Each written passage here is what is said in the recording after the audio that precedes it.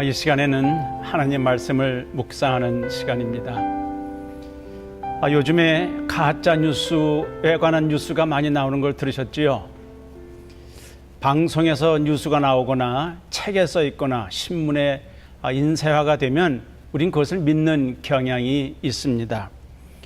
그렇지만 그것이 진짜인지 아닌지는 누가 썼는지도 알아야 되고요, 왜 썼는지도 알아야 되는데 그걸 다 알 수가 없습니다.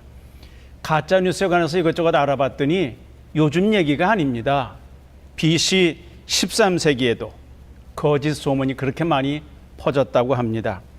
기록에 보면 BC 13세기부터 전쟁에 관한 가짜 뉴스, 즉 소문을 퍼뜨렸다는 겁니다. 그러니까 소문을 퍼뜨릴 때 우리가 이기고 있다 이런 소문을 퍼뜨리면 군인들이, 그 병사들이 용기를 얻는다고 그럽니다.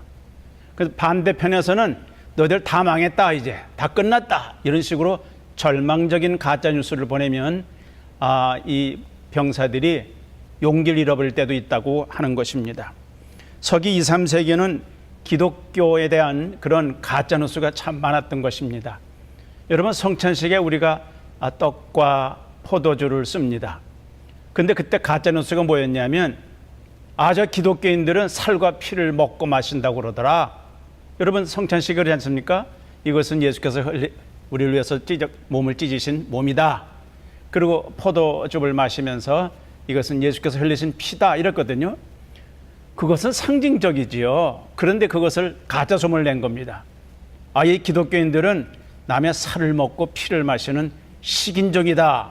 그렇게 카니발리즘이라는 말을 썼다는 것입니다. 그게 소위 가짜 뉴스죠. 그래서 기독교인들을 핍박하는 일들이 많이 있었습니다. 지난번 2016년도 미국의 대통령 선거 때는 가짜 뉴스가 많이 판을 쳤습니다. 상대방 후보자를 깎아내리기 위해서 가짜 뉴스를 만드는 겁니다. 그리고 인터넷이 너무 활발하기 때문에 그냥 자기 글에다 많이 올리는 거예요. 그 나중에 아니면 관두지 하는 식으로 무책임한 경우도 많았습니다. 아직까지도 그런 가짜 뉴스 때문에 문제거리가 참 많습니다.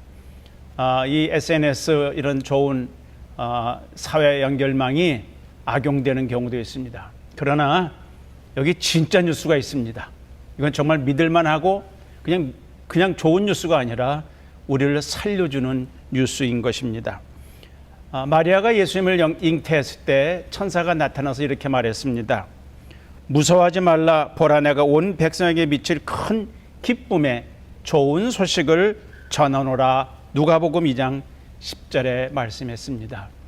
왜 그것이 좋은 소식일까요? 그 예수님이 태어나시면 구약에 예언된 메시아가 오시는 것입니다.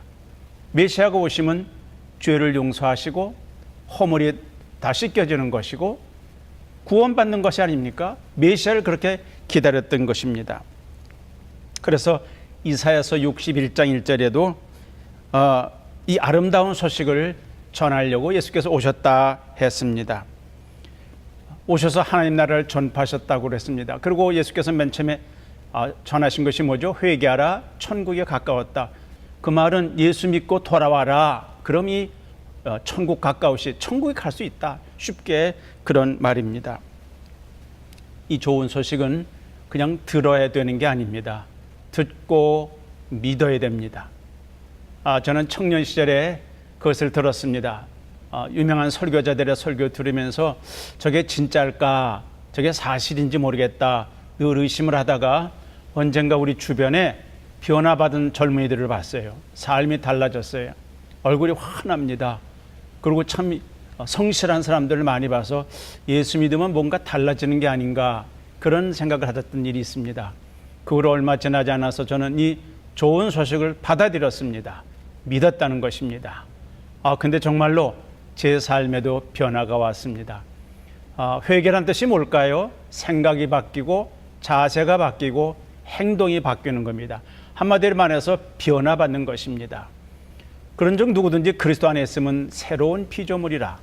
이전 것은 지나갔으니 보라 새 것이 되었도다. 아마 이 구절 외우는 분이 참 많을 텐데 정말 그것이 자신에게 증거가 되어야 됩니다. 많은 것이 변하죠. 말씨가 변하고 사실은 얼굴 표정도 바뀝니다. 그리고 흥얼거리던 노래도 바뀌고 생각과 목표가 바뀌는 것입니다. 궁극적으로는 우리의 운명이 바뀌는 것입니다. 이게 참 좋은 소식 아닙니까?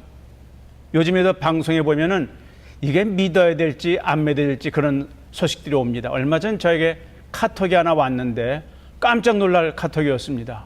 무슨 큰일 날 것 같았습니다. 근데 이걸 믿어야 되나 얼마 있다 보니까 다 사라졌어요. 아마 그거 가짜 뉴스 같았습니다. 근데 그 보낸 분은 이걸 빨리 퍼뜨리라고 저한테 그렇게 요구를 했습니다. 전 전파하고 퍼뜨리지 않았지요. 반면에 예수 그리스도를 믿음으로 구원받는 이 아름다운 소식은 정말 퍼뜨려야 됩니다. 그래서 성경에서는 복음을 들고 산을 넘는 자의 발이 아름답다 그랬습니다.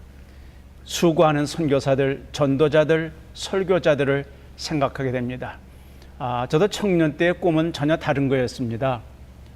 정치 외교학을 공부하고 혹시 외교관이나 그런 대사나 이런 걸 되려고 그랬습니다.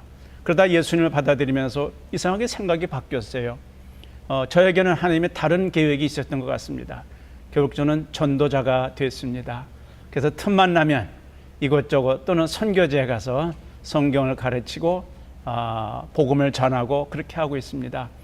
저는 정말 성경에서 말한 대로 복음을 들고 산을 넘는 아름다운 발이 되기를 원합니다.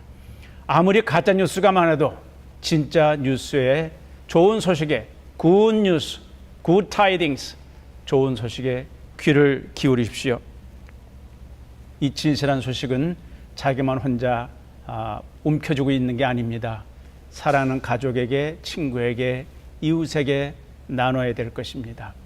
여러분 금년에도 이 좋은 소식을 누구하고 좀 나누셨습니까? 아직도 쭈삣쭈삣하고 어떡할까 망설입니까? 여러분의 신앙을 한번 확인하시고 재확인하시고 할 수만 있으면 어떤 방법이든지 이 좋은 소식을 진짜 뉴스, 진실한 뉴스를 나누시기 바랍니다.